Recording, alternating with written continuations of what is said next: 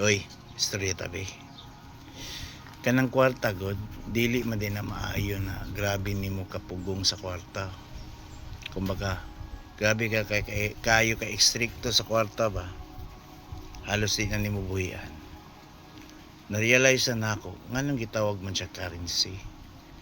Meaning, kung currency man god, sama ra na sa sapa, continuous flowing currency, padayon, dumadaloy. Kung sa Tagalog pa. So, ibig sabihin, ang kwarta is a tool need to release para naanapoy bag-ong moabot. Mapulihan na po siya bag-o nga kwarta, na dako nga income.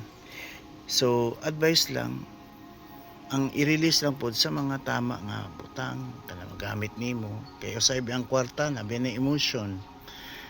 Pag dili na nimo i-release say mangluod na mawala nino na hatagan ka anag og kanang test nga para magamit na nimong kwarta nga pagsulay, wala na nimo gi-enjoy, di ba? So i-release na nimong kwarta para naay mo puling nga bag-o og mas dako pa.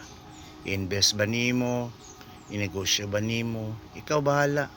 Basta kabubuton sa imong kasing-kasing, paminawa lang ang imo ang gut feeling kay mag-resonate man na. So mao lang na siya, gamay tambag lang.